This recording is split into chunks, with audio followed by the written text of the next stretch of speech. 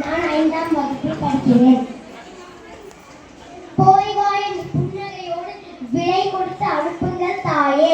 மகனே, 4-5 பிள்ளைகளை பெற்றிருந்தால் நாட்டிற்கு ஒரு மகனை கொடுப்போம் என்று நானும் கூறிக்கொண்டு உன்னை அனுப்பி வைப்பேன்.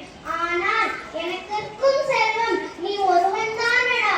அம்மா, ஒரு மகனை பெற்ற தாங்களே இப்படி கண்ணீர் விட்டால் 40 கோடி மக்களை பெற்றிருந்த பாரத மாதாவின் கண்களையும் கண்ணீரை யாரம்மா துடைப்பது?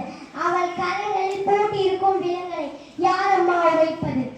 குமரா, ஊருக்கு போயிருக்கும் உன் மனைவி ராமாய் திரும்பி வந்து என் கணவன் எங்கே என்று கேட்டால் நான் என்னப்பா பதில் சொல்வது? அம்மா, தாலி கட்டிய தாரத்தை விட தாய் தான் உயர்ந்தவள். பெற்றெடுத்த தாயை விட பிறந்த பொன்னாள் தான் எனக்கு பெரிது என்று அவளிடம் கூறிவிடுங்கள். என்னம்மா திகைக்கிறீர்களே?